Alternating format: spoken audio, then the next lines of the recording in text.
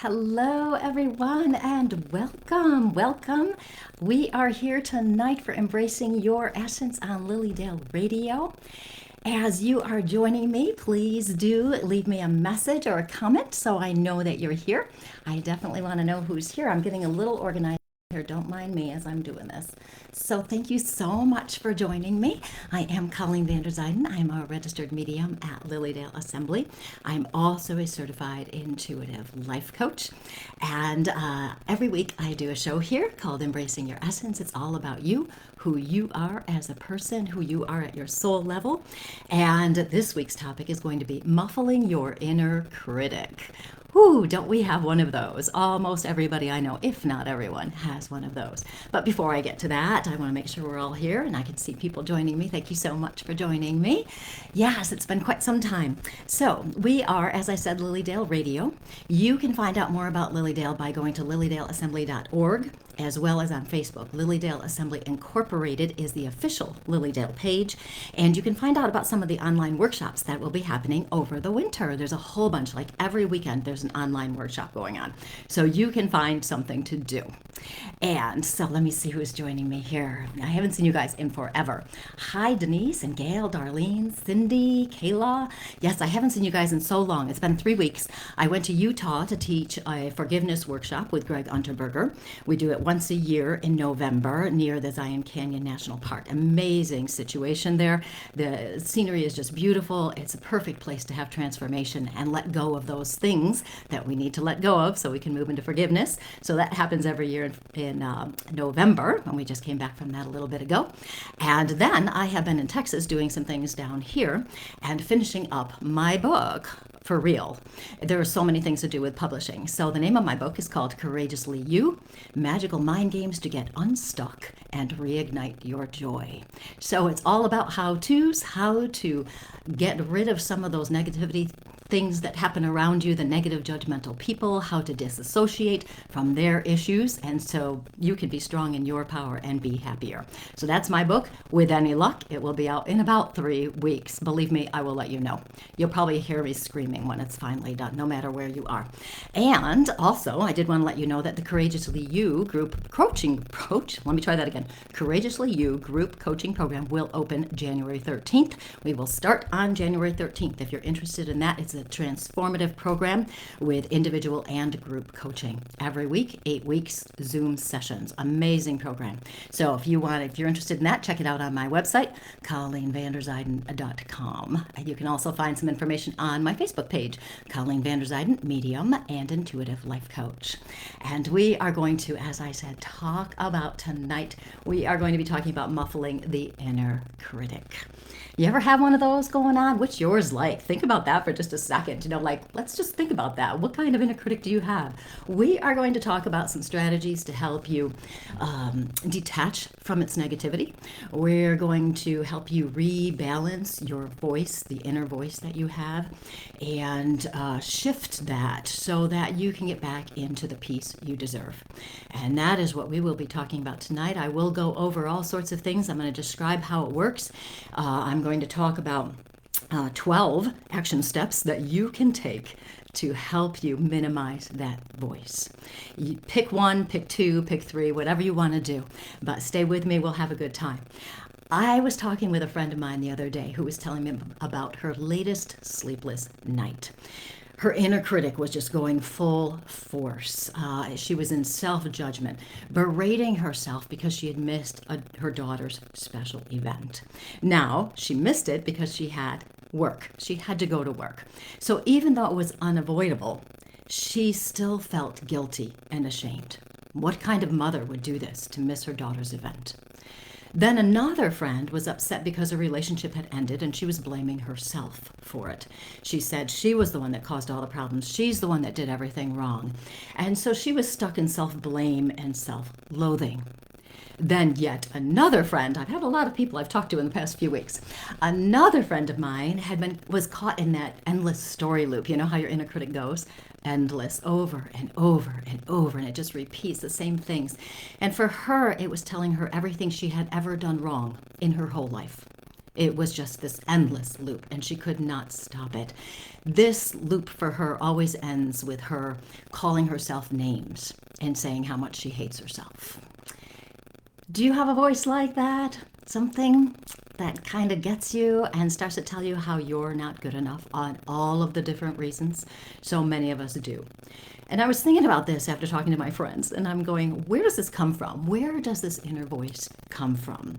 And my thought is, if we can understand where it comes from, how it developed, what the source is of this, that it will be easier for us to let it go. Okay, so I'm going to talk about that for just a little bit, not long, don't worry, because you know I always want to get to my how-tos, but I'm going to talk about it a little bit to give you some examples so you can start to think about your own inner critic and how it works, or shall we say, doesn't work out for you. Okay, so we're going to talk about that. The inner critic, comes from our programming, from our conditioning, right? Usually from childhood. We've been programmed or conditioned to believe certain things about how life works, to believe certain things about ourselves. They come from our experiences, situations, circumstances that we've had with family, friends, teachers, whoever. Conditioning also involves certain beliefs we pick up from society or culture about how we should behave, how we should be more perfect, that unattainable sense of perfection that we see on TV and things like that. Some people have grown up in religions where we are told right from the beginning that you are unworthy, right from the beginning. So this can get ingrained within ourselves. And then some of these religions will also say things like, you won't be worthy until you do this. If you've ever grown up in any kind of a more traditional religion that has that kind of belief system, these things are part of your conditioning and part of your programming. This conditioning comes to us, affects us, because we are trying to make sense of the world. We're trying to make sense about how we fit in. And frequently what happens is that we feel like we don't measure up, that we don't measure up to somebody else's expectations or their standards. And with all of this, and it's quite a web as I was thinking about how this comes about. One thing just led to another in my head, and another and another. So we internalize all of this, all of these experiences, how we feel, everything that happens to us, we make some kind of interpretations about them. We give them meaning. And all of this goes inside ourselves, contributing to who we are and how we think we fit in.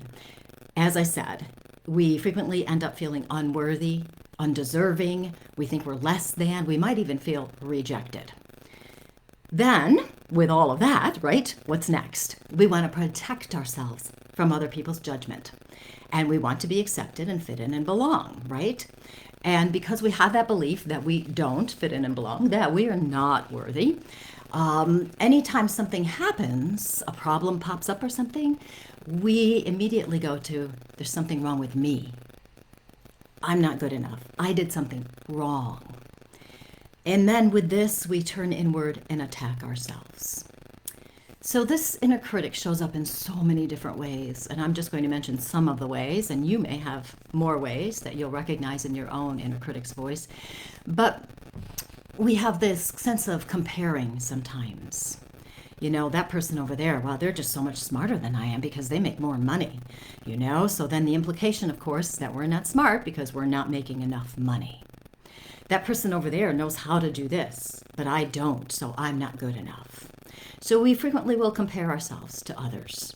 And on the receiving end of that, we end up looking like the people are like, oh, we're just definitely not good enough. We're not this, we're not that, because everybody else has a better life than we do, right?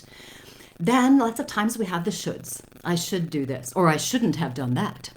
Okay, I should do this. And with that comes this sense of beating ourselves up, right? I should do this. I can't believe I can't do that, but maybe I should. And then we go on. We take so much personally that may or may not have anything to do with us. We take a lot personally, and we generalize situations lots of times. This is really a very misguided sense of trying to protect ourselves. So the inner critic is really trying to keep us safe, right? Trying to keep us safe. And when we keep ourselves safe, we won't take risks, and because we don't want to become a target for anybody else, right? So we don't want to take any risks. So as we like to say in the metaphysical community, we keep ourselves safe and small. Okay, we keep ourselves safe and small. And what that means is we're not being our true selves. We're not putting ourselves out there. We're not embracing our greatness. And our inner critic is a big contributor to that problem. So, as I said, we are going to go into this even more, and I am going to give you strategies to help you with this so that you can start to muffle that voice, you can transform it, you can lessen its effects, you'll be happier is the end result here. So, all of this, as we try to become safe, I kind of, this becomes, if I diminish my value, my worth before you do it, then it'll be okay. I call this the bullying principle. You know how bullies will sometimes bully other people, because if I bully you first, then you're not going to bully me back. So that is also a form of protection, right? This all becomes a habit. It's a habit. You know how it goes when your mind starts going crazy and that inner critic in there. One small thought, and you may not even recognize that thought. And before you know it, you've gone down that rabbit hole where you feel horrible and you feel like you'll never get what you want. You're not good enough and you're not deserving. You're not going to have it. Your thoughts will go insane. So this is a habit. This has been ingrained in you for so long, your whole life. It's been ingrained in you that it has unfortunately become normal to be mean to ourselves, to judge ourselves, to be self-critical. Our minds run wild, emphasizing how we are not good enough, and then we feel even more insecure. Isn't this horrible? Isn't this amazing how this works? It's just one thing after another. Diane is saying, for a long time, my inner critic had a lot to say about my weight. It took a long time to become comfortable in my own skin, no matter my pant size. Right? So many of us have that weight inner critic. I've got to lose those last 5 pounds. Oh, I can't do it. And then what does that turn into? I'm not disciplined enough. I don't know enough. And then if we don't succeed, then we beat ourselves up for that. And the inner critic goes crazy on that end, right? So what's happening with all of this is we never, because of our programming conditioning, we never really learned to check in with ourselves to see what is true for us. We just didn't learn it. So with that, we've disconnected from our true selves. When you're in the power of your true self, you will feel positive. You will feel empowered. You will be happier. When your inner critic is going full stream ahead, you're obviously not going to be as happy as you might be. So we have disconnected. Anytime your inner critic is going, it's telling you you've disconnected from your true self. So as we go through these strategies, these will help you get back to your true self, okay? And with this disconnect here from our soul, disconnecting from who we truly are, what also happens is we don't trust ourselves. And that's when we think we need to do something else to meet somebody else's expectations so that we can be good enough, just like everybody else around us, right? So that's what we have to do. So we want to muffle this voice. We want to lessen it. We want to reconnect to our true self, which is the self of love, light, and joy. I know that sounds so cliche, but that's really who we are, love, light, and joy. And we want to reconnect to that and make that part of ourselves stronger. So, some foundational thoughts I have on this verse to start. 3 foundational thoughts that you must consider before I get to all my action steps to help you tonight. The first one, you're going to laugh at this one. Do you really want to muffle the voice of your inner critic? Everybody says yes, right? I don't know anybody who would say no. Everybody says yes. I want to muffle that for sure. But then what happens is we don't make the commitment. Or we make a commitment, and the first episode where our inner critic goes wild on us, we go, oh, this is too hard, and we give up. Then our inner critic says, well, see, you can't even do that.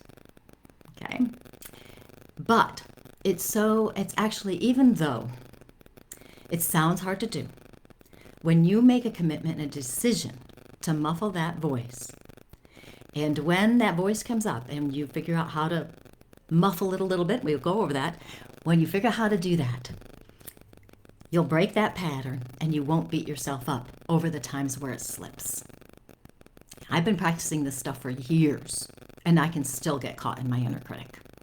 Okay? But I have the advantage that I have all these strategies I'm about to share, so I can get out of it a little bit easier and a little bit faster than I used to. Well, actually, a lot faster than I used to. So we can do that. So you're going to get some ideas tonight. So make the decision that you're going to do your best. Make the decision to do your best to believe that those words, those thoughts from your inner critic are not true. They really aren't you. And they aren't you. Because the only truth about you is that you are love, light, and joy. That is the truth. You are not stupid. You are not an idiot. You are not worthless because of your pant size. None of that is true. If you don't feel positive, then whatever you're feeling is not true. Amazing. We are not who the inner critic says we are. So make the decision you're going to do your best to muffle it. That's all you have to do. Just do your best. The second thing is to recognize that having an inner critic is not your fault. It's not a flaw. It's not something you intentionally created. And the inner critic does not make you a bad person. The inner critic wants you to believe that. But again, it's not true. The voice of the inner critic is an illusion. So don't beat yourself up over having one. If you notice that it pops into your head, give yourself some grace and forgiveness. And go, there it is again. And I will talk about some strategies with that too. Then the third foundational thought to be aware of is, and this is very important, to recognize that not only do you have an inner critic, but you also have an inner nurturer. This is the voice we want to be listening to. This is what we're aiming for. We want to rebalance those voices, to move away from the inner critic and into the inner nurturer. This is the one that laughs when we do something wrong. Every morning, I make a cup of chai latte. It's a powder. I put it in water, heat it in the microwave, right?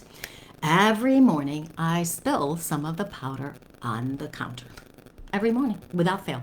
No matter how hard I try to get it all in the cup, I don't. I just laugh about that.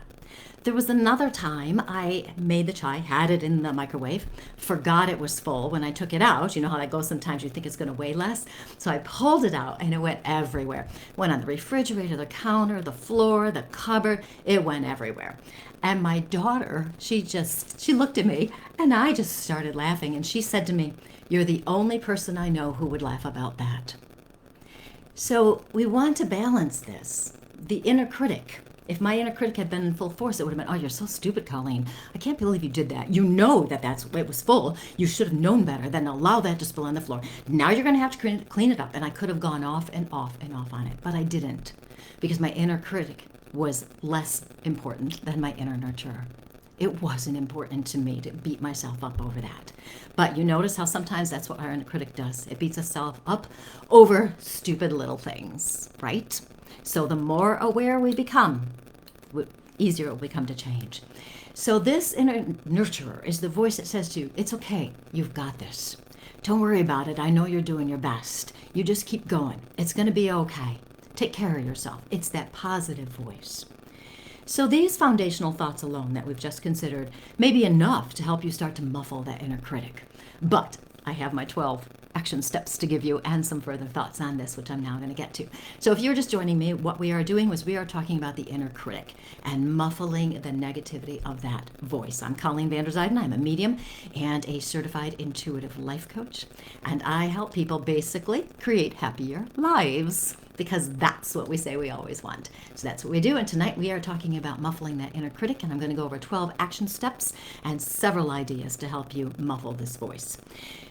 If you forget some of the ideas, feel free to come back to the video. It will be on my page, Colleen van der Zijden, Medium and Intuitive Life Coach, as well as on Lilydale Assembly Incorporated's official page. You will be able to find it there. You can take notes if you need to later. So the first thing we have to do here to start this process, to start to move into these practical steps to help you muffle that voice, is to become aware. In muffling the inner voice, one of our goals is to detach from the emotions. Okay, we want to detach from the emotions, right? That's why we don't like our inner critic, because we feel horribly. So we want to set them aside. Okay, so we want to detach from that, and awareness will help. We want to observe how our own personal inner critic works. And I would love to see in the comments how your inner critic beats you up. Okay, I would love to hear it, because we all have, it all comes down to being unworthy, undeserving, not good enough. It all comes to that. But it shows up in so many different ways. So how does it show up for you? So we want to, in this awareness, we want to become aware of that runaway train, where our thoughts go, where the repetition is, what thoughts keep coming up over and over again, and what we're going to do differently, because our typical reaction is to push that voice away, isn't it? We want to push it away, but we don't want to do that. We want to actually pay attention to it, because when we push it away, it makes it more prominent. It just stays in our head because we're not dealing with it. So we want to pay attention. The more you know about how it works for you, the easier it becomes to transform it, muffle it, let it go. So that's what we want to do. So when we start with this awareness, we want to be curious about it. Okay? We don't want to get caught in the negativity. We don't want to get stuck in the emotions or the negativity. Our typical way of doing this is that the thoughts build up, and then all of a sudden we notice we're there, and then we beat ourselves up for being there. Okay, we just want to notice it. We want to be very curious about it. We don't want to identify with any of the negativity that shows up. We don't want to do that. Being aware doesn't mean we allow ourselves to get trapped in that downward cycle and spiral of negative thinking. We're aware enough to recognize that we don't have to go there. That's what we want to do. This is like a little research project. Okay, we're practicing being aware, non-judgmental, and objective. That's what we really want to be doing. So here are some of the things to look for that of how your inner critic might show up. We might have some exaggeration.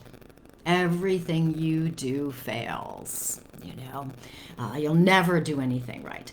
It might bring up things that are false or no longer true. That mistake you made 20 years ago, well, that proves to me that you are this. Okay, that may not be the case anymore, right? So that would be false. It comes a lot in absolutes. You never do anything right. You're always wrong. You always say the wrong thing. No one loves you. No one likes you. You'll never get a new job because you're not good enough. So you might move into things like that. You might have the name calling. I'm so stupid. I'm such an idiot. We might overreact to that small situation of spilling our tie. You're so idiotic. I can't believe you even did that. So you might, fall into that comparing. Okay, there's so many different ways an inner critic can show up. And it's very helpful if you have a better understanding and awareness of how your inner critic works, because then you can really negate it, okay? And start paying attention, and then we can start shifting it, right? Denise is saying, why did you do that? You know better than that. Concentrate on what you're doing, right? That's a perfect inner critic, yes. So here's an action step for you. Okay, you become aware, you're becoming aware of how your mind works there, what your inner critic is doing. So what you want to do, an action step, is to, when you notice that, without emotion, you're going to question it. Is it true? And it's likely it's not true. So you're going to think of times, experiences, circumstances, situations to prove that it's not true. If you're stupid, you can come up with all sorts of reasons that you're not stupid. I'm sure of it. Okay? What we want to do is break the habit of listening and believing that the inner critic's words are truth. We want to break that habit. It's been a habit. It's not your fault. You've been trained. Okay? So we want to break it. In awareness, you're going to question it. Okay? You're just going to question it. I suggest that you play with this idea when you're feeling good. Okay, so if you practice a little bit, play with being aware, you probably already know how your inner critic works. You know your own individual part of that. So if you know it always does this, or it frequently says this, or whatever it is, then think about some of those ideas that negate that prove that what that voice says is not true. That way, the next time you get caught up in it, and you catch yourself, way down the rabbit hole, you can back up and you go, no, wait a minute. Excuse me.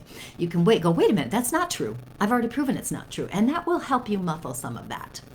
It'll be easier to break that pattern when you're feeling entangled in that negativity. This will help you let go of the negative voice, the negative messages. So if everything you do fails, think about some times that you haven't failed. I don't know anyone who has failed at every single thing in their life. No, nobody. If you're stupid, think about some of the problems you solved. Think about what goals you've achieved. Think about the schooling you've had. If no one loves you, that's a big one some people have. I was so surprised to hear that. If you think no one loves you, think about the people who show you kindness, the people who care for you. Think about your family members, your friends. Facts can be quite helpful in dispelling negativity. So think about some of this stuff and feel free to post it as we're going, because I love to talk about these things. Darlene is saying, I'm very bad at calling myself names. Yeah. I think sometimes, obviously how we've grown up, if we grew up in a household, and I don't know if you did, Darlene, or not, in what I'm about to say, I don't know if you grew up in a household where people called each other names, or if your friends did, or something like this. I think so much of the time we do pick up what we've seen around us as well, of course. So now another action step you can do to become aware is to shift the words. We want to shift the words. We want to change them.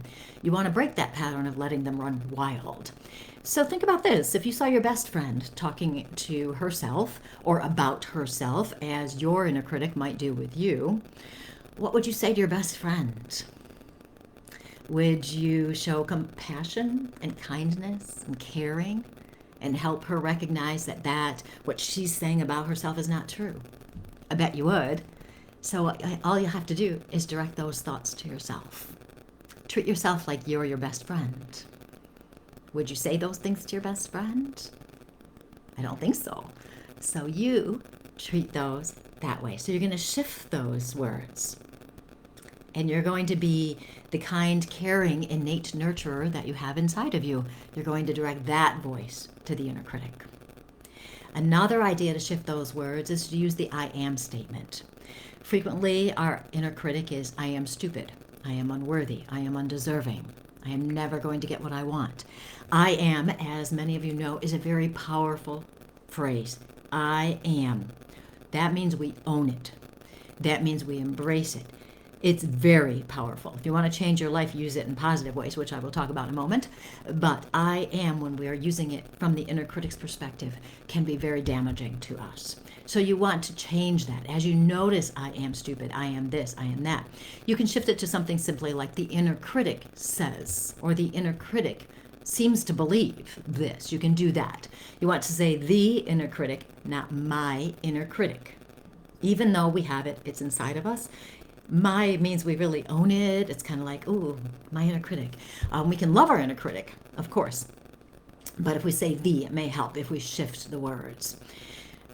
After playing with some of these things and getting more aware, becoming more aware of how our inner critic works, the next thing we want to do is externalize the inner critic. We want to put it out in front of us. We kind of envision it out in front of us. And you can do this as a visualization exercise for that matter. You can envision, what would your inner critic look like? How would your inner critic feel? What does that work for you? How does that look to you? And it could be something in your head. It could be a feeling, an energetic feeling. So then action step for this, to help us externalize that inner critic, is to name it. Okay, do we have crazy Colleen there? Do we have anxious Annie? Do we have Judge Judy? Do we have depressed Debbie? With apologies to anybody who are named those names. Naming it helps externalize it, and then we can look at it more objectively without that emotion that we get caught up in. Part of our problem with the inner critic is we do get emotionally reactive with these things, and that makes us upset, and then we get stuck believing those words. So if we can be more objective and externalize it, not wrapped up in it, it's easier to see that those thoughts are not who we truly are. Okay, we can put it over here. When we notice it, What we can then do, another action step, is to acknowledge it with a simple, there it is again. There's anxious Annie. She's trying to keep me safe from something. She's trying to protect me, and set it aside and know it's not true. We can just acknowledge and go, yep, there it is. Set it aside. When you do that, what you want to do, another action step, is to bring yourself back to your body. Pay attention to your breath. The reason I use the body is because it's physical. So you'll be back in your body. You'll be back in the present, and you'll be out of your head and that cycle of negative thinking.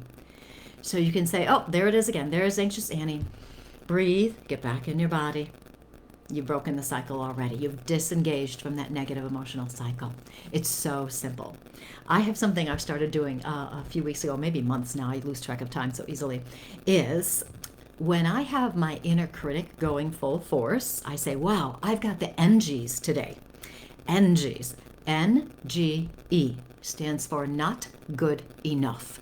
And so I just named it the NGs. I've got the NGs today. And when that happens, I laugh. And I go, okay, that's really funny. I've got the NGs, which I immediately have diminished it.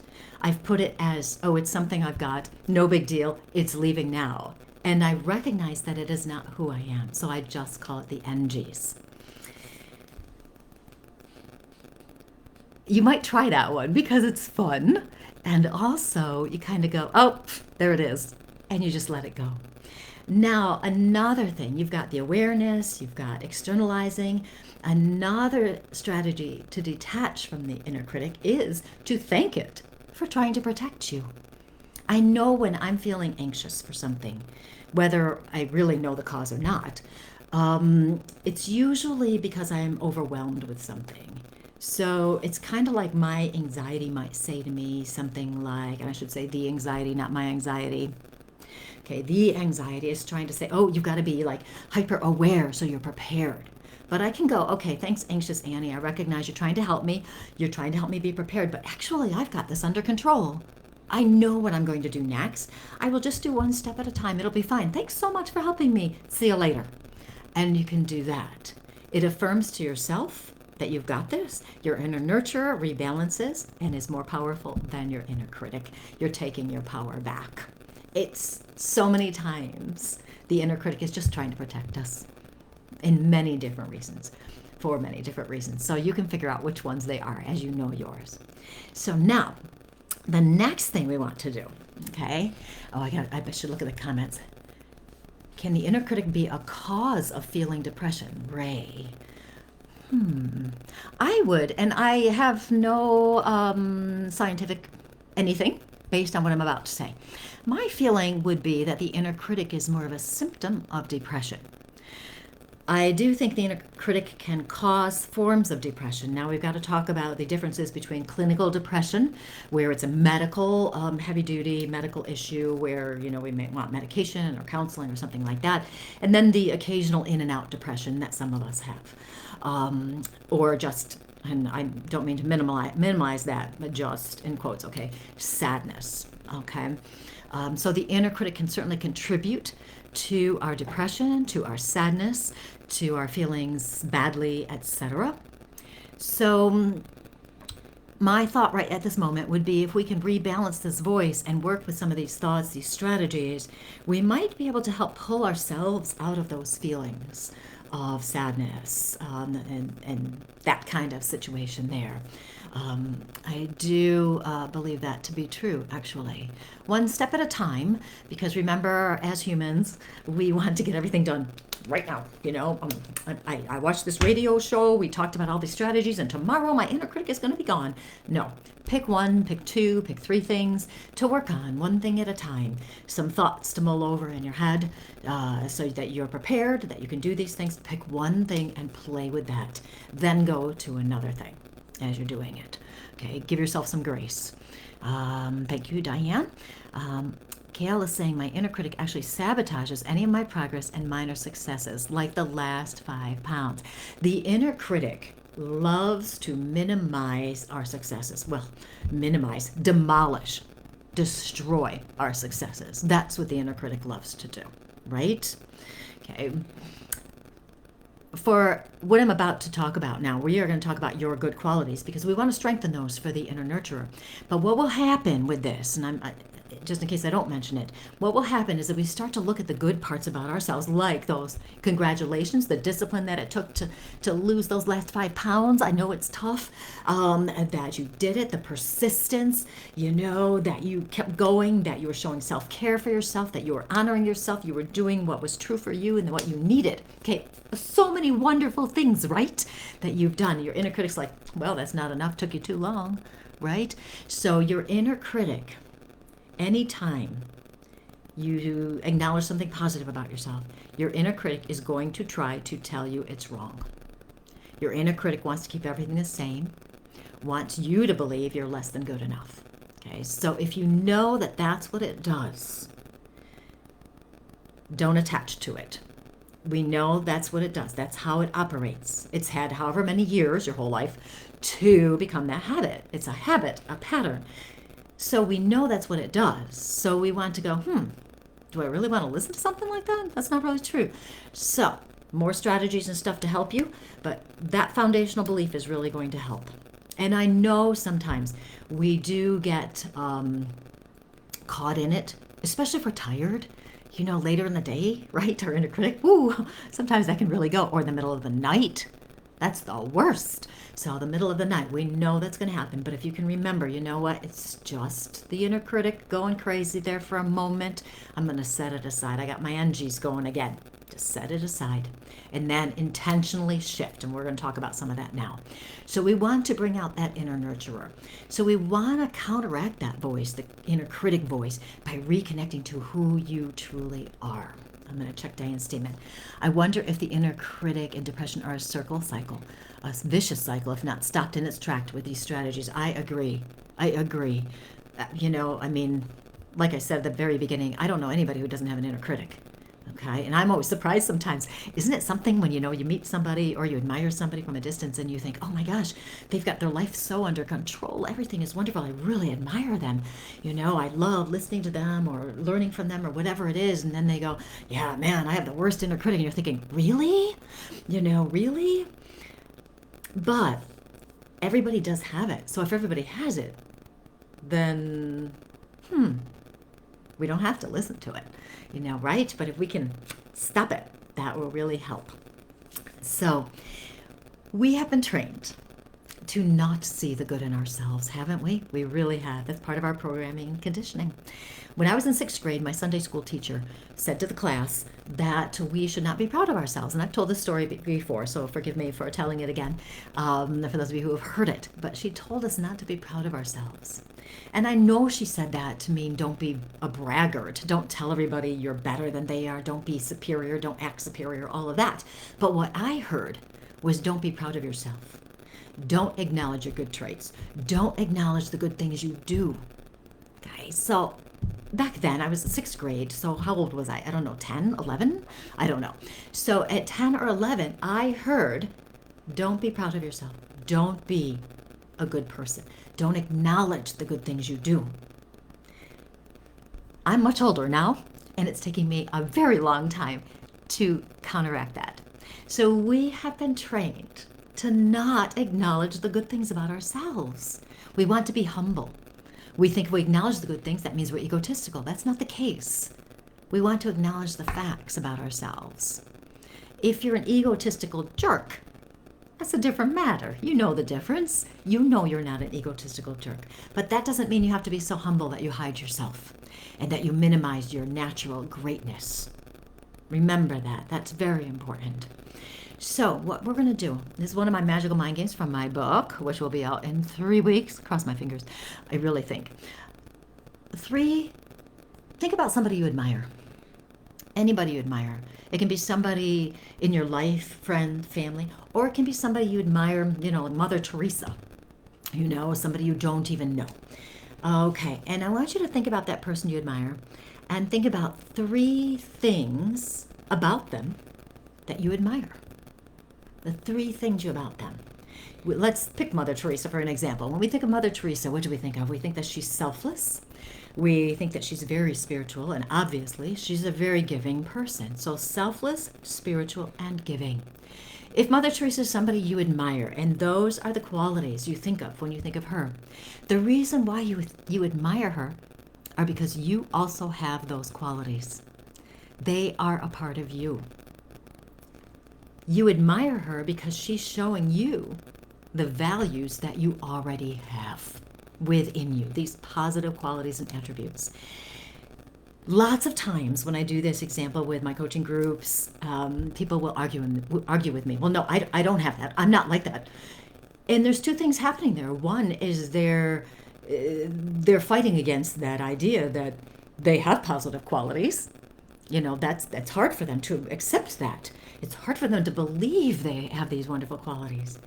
The other part is they truly believe they don't have it.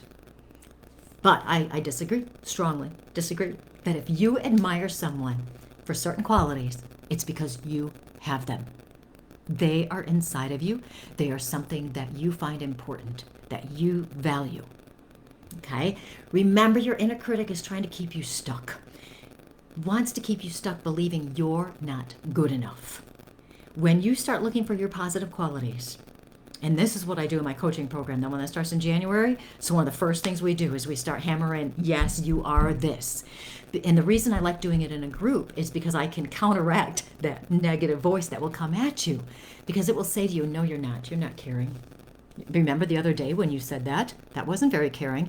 You may have said one thing, and I don't know, I'm just going to pick some random thing, in the last 30 days that wasn't very caring to somebody because maybe you were tired or you weren't thinking or they just took it the wrong way, right?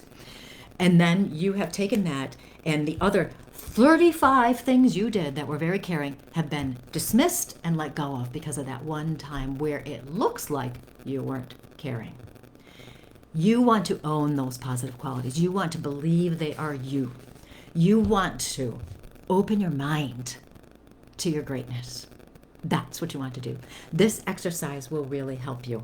Okay, when you think about people you admire and the qualities. I tell everybody to write them down because, on those days when you're feeling crappy, it's nice to have a little list that says, oh, but I'm really this, So it does help. So write them down. Another action step you can take is to look at yourself the way other people see you. When you think of your best friend or a loving family member, obviously don't think about somebody who doesn't like you. How do these people see you? Who do they think you are? Do they call you names? If they do, they don't love you. Okay. Or do they tell you you're stupid? If they do, protect your energy. Side note, protect your energy. Do what you have to. Okay. Why do people like you? What do they see in you that you can't? This can help you start to see some of the positive qualities within you. Now, many of us suffer from imposter syndrome. That's where we believe we're not good enough. We're not this. Okay, we believe we're putting on an act for other people. Oh, they think that I'm like this, but I'm really not. As we whisper to ourselves, I'm really not like that. They think I am, but I'm not. If you believe somebody thinks you're a certain way and it's positive quality, of course, open your mind to it and accept it. If you're going to make a list about your positive qualities, which I highly recommend, add it to your list, especially if your inner critic says, no, you're not. Add it to the list, okay? Remember that inner critic, been there a long time, doing everything it can to get in your way, okay? Now, along with that, and then I'll look at the comments again. If you're struggling to think about yourself positively like this, or you're struggling to see yourself like another person would see you, ask some people what they think of you. I talked about this in a free class I taught sometime. I can't remember when. Ask people what they think your top 3 qualities are. Ask them. Ask people who like you, remember. Okay, you don't want to ask people who don't like you. So ask people who like you. Okay, it's so transformative to do this. I really recommend doing this. And just say, you're taking a class or you're working on self-growth or you heard this idea and you're curious. What do other people think about you? You might be surprised. Because I know when I did this many, many years ago, I had to ask 20 people. It was for a class. I had to ask 20 people, which was a lot. But everything that came back made such a beautiful list, and it really opened my eyes to how I positively affected other people. And it will open your eyes as well, because if you have those qualities, and you do, you're positively impacting other people's lives. Not only your own, but other people's lives too. Isn't that a beautiful thing? That's a beautiful thing. And you have that, and you can do that, and you do that. I know it sounds so strange, isn't it, to talk ourselves up and to go, hey, you're doing a great job, Colleen, you're doing great, do the best you can. You know the difference between being egotistical jerk and not. So it's okay to love yourself, to accept yourself, and to encourage and reassure yourself. I'm going to check the comments. Diane says, that's powerful. I was thinking of my friend Jerry's positive qualities. And yes, I share those qualities with her. Isn't that amazing? I am. As you know, I get excited about so many things. And I love to help people strengthen their power so they can have a happier life. And this will really help muffling this voice. Isn't it great how my radio shows have turned into mini workshops for you? Free workshops. Woohoo, win-win, right? Okay, now, another strategy. I still have more to give you. I know, it's like a workshop tonight. It's because I didn't see you for 3 weeks, so I have to give you a lot tonight. So we want to create a power statement. Okay, I do this in my book. You pick 2 positive qualities about yourself that you really want to have, that you really want to embrace, and especially ones that counteract the voice of the inner critic. Okay, that frequent message that the inner critic has. So you might say, I am creative and kind. I am loving and caring. I am smart and open-minded. I am generous and what else? Trusting. I don't know, whatever it is you need. You can use this as a daily intention. Wake up in the morning, use it as a daily intention to direct your day. It's a beautiful thing to do. The other thing you can do is when your inner critic is starting its cycle there, you can stop it and say, no, thank you. Thank you, Judge Judy, for coming to visit me right now, but I'm not that anymore. And thanks for being here, but I'm actually supportive and encouraging for other people. I support and encourage myself and use words that counteract the inner critic. Okay. Another thing to do with that is we want to use the heart meridian. Okay, I'm hoping I got my hand where you can see it. Right here, okay, on your wrist. Okay, right on the pinky side, right here, you press that area and you can say, I am loving and caring. This opens your heart up even more. It increases positivity, joy, and happiness. Okay, anytime your inner critic is talking to you, telling you you're doing something wrong, you don't even have to say anything. You can just press right here on this spot and you have opened your heart meridian for positivity, joy, and happiness. Right? Magical, I'm telling you. Okay, now here's something else fun. Here's another action step for you. Make a point of acknowledging the good you see in other people. You don't have to necessarily walk up to them and say, hey, you're doing a great job. If there's somebody you know, or even in the store. The other day I saw this woman in the store, and it's not that I was acknowledging her good, but I really liked her hair. I thought it was beautiful. So I stopped and I told her that I really liked her hair. I thought it looked beautiful on her. You should have seen the look she gave me. She was so surprised that, number one, somebody she didn't know was talking to her in the store. But she was also kind of taken aback that I was giving her a compliment. But she ended up leaving my interaction with her with a beautiful smile on her face. Okay, so you acknowledge the another person. So acknowledge the good you see in another person. So if you notice a cashier who is being so patient and kind with maybe somebody who's not so patient with her or him, you can say, wow, you were so patient with them. You can acknowledge that. What this does, not only helping the other person feel better, but it's shifting where you're looking. You're looking for the positives. It's shifting your perspective. When you first start doing something like this, it's easier to see it in other people. If you make a point of acknowledging it with the other people, like telling them, that's going to make it even more fun for you. It's great to see the good, you've got to be aware that you don't notice your inner critic immediately jumping in and going, oh, but you can't do that. You're not that. Okay. If that happens, remember, nope, you've got strategies now. You can step right back out and say, nope, no, thank you.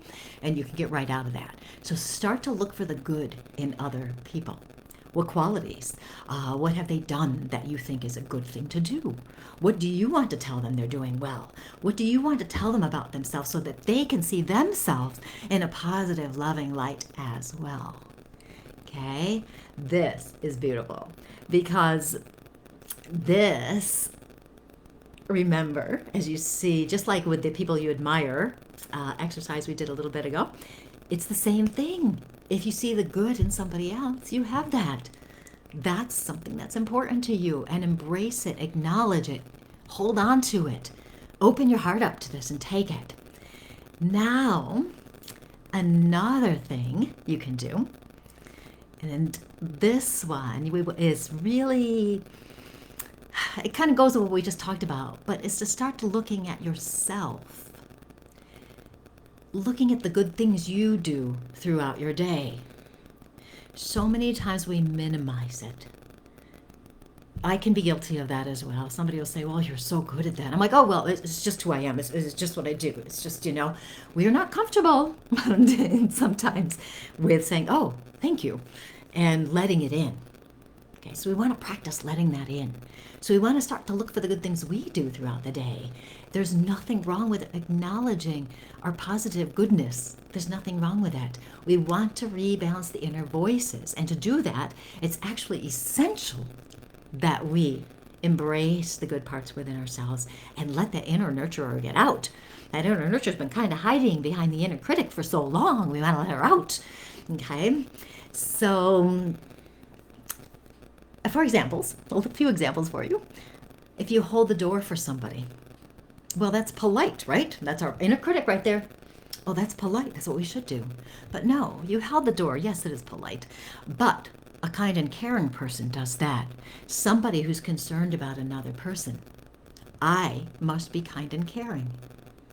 Does that make your stomach go, ooh? Because you want to, sometimes when we talk about ourselves in positive light, it's hard to do, right? But if you do that, we want to look at the goodness, and then we want to make it about us. We want to say, yes, well, I must be kind and caring. And if that inner critic pops in, just set it aside. Set it aside. No, I'm kind and caring. It's not egotistical. You're not bragging, okay? Say you're doing a project. You tried hard to complete it, okay? You're living from integrity. You're doing your best. Congratulate yourself for doing your best. Even smiling at somebody who seems worried. You notice somebody seems a little bit worried or something. You smile at them and say, hey, have a nice day. Have a good day. Hi, how are you doing today? Okay, that means you're connecting with other people. You're trying to help them. So you must be a helpful person. You must be a person who is concerned about other people and want to help uplift them. So you're an uplifting person as well. Isn't this fun? The simplest interactions. Those are the ones that show you who you really are. Those are also the ones we minimize. Don't diminish them. Don't minimize them. What about when you keep going, even when you feel like quitting? Or thinking that maybe you're not doing it right, in quotes. Okay, what is that? You must be a persevering kind of person. You're dedicated. You're disciplined. You keep going. You're choosing to believe in yourself. You're choosing to do the best you can. Let's see. You didn't swear at somebody who cut you off while you were driving. Okay? You showed restraint, right? And you chose not to step into the negative emotions. Every interaction you have, everything you do, is an opportunity to find out more about who you are at your core, at your soul level. If you can open your mind and your heart up to recognize this, you're strengthening the voice of the inner nurturer, which is going to muffle the inner critic. So tonight we've talked a little bit about muffling the inner critic. We've talked about transforming and letting go of some of those negative messages. That we've talked about different strategies to let you step into your power of who you truly are, your loving, kind, caring, wonderful self that you truly are. even though the inner critic has been a long-standing habit, you don't have to listen to it. You don't have to believe it. You don't have to let it take you down that rabbit hole into the negative emotions. You don't have to. You get to decide. You can choose not to do it. And I've given you lots of strategies tonight. There'll be 12 action steps, plus many other thoughts that will help you reframe the inner critic, that'll help you let go of it, transform it, move it away from you so it's not so important. We want to release those negative effects because what do we want, really, in the end? We want to be happier. We want to be back into the self-love that so many of us struggle with. The inner critic is like the opposite of self-love. Truly, the opposite of self-love. So we want to be back in the self-love, back in the power of who we are. And then what happens, we end up being in peace. We get back in the peace and the joy that we're supposed to be in and not stuck in all the other crap that we have in our lives. So let's see. I'm looking at comments. An unexpected, where'd it go? An unexpected comment. Apparently my computer's not liking me right at this very moment. An unexpected compliment is like a beautiful flower, and the scent lingers longer on the hand that gives it. Oh, that's so wonderful, right? Isn't it fun to give somebody else an unexpected compliment? It's so much fun to do. And if you're starting to look for the good in others, you'll be able to do it even more frequently. That's great. Colleen is on fire tonight. It's because I haven't been here for 3 weeks. I have built up sharing energy to give you guys today. Darlene is saying, I use this strategy for when I come upon people who seem sad, etc. It does make me feel better along with them. Yes. And my theory so far is that the more we understand ourselves, the more we know who we truly are, the more we believe and trust in ourselves, our own light will shine brighter. And we will be there for other people as well. It doesn't mean we have to go out there and become big servants to others, because some people don't really want to serve other people, and there's nothing wrong with that. It's just not their path. Even simple interactions can work. So we're helping other people, and we shine our light like we're supposed to be. The inner critic likes to cover it up. It's like putting it under I don't know, what do they say, the light under the bushel or something. It likes to do that. So we're trying to counteract that so we can strengthen our own light so we're out there. And as we understand ourselves better and we embrace who we truly are, we actually expand our capacity for love. We actually expand our capacity to have more joy in our lives. We won't get stuck. We won't get stuck in the negativity. We won't get stuck in all that stuff. Okay. Whew. Did I tell you everything I know tonight? I think I did on that. Thank you for so many better suggestions to help reframe the inner critic. You are most welcome, Beth. I love to share, as you know, as part of my path is to teach.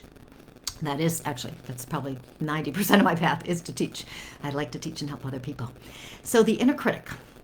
Come back to the show. You can watch it again if you need to, because this is such an important topic, especially now, the way society is now. We have a very, very, I'm going to say the word desperate. That's a little dramatic, but a desperate need to have people who are in their power and who are expressing love, self-love as well as love to others. We really need that now. It is essential that we have that. So the stronger you are in your capacity to love, the better the consciousness shift will go, the better the world will go, the better society will go. Not to put the weight of the world on your shoulders, one person at a time. And we start with you. That's where we need to go.